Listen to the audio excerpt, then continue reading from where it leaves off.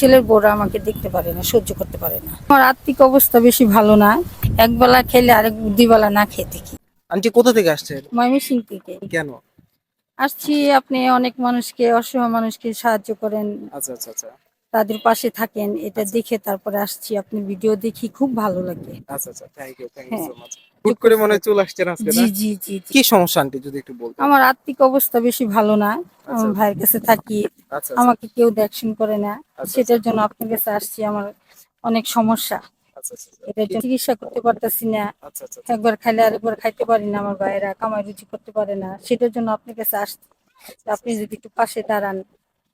আপনি তো আপনি হুট করে আসলেন, আমি তো আপনাকে ফোনে বলছিলাম যে আপনি কয়েকদিন পরে আসেন।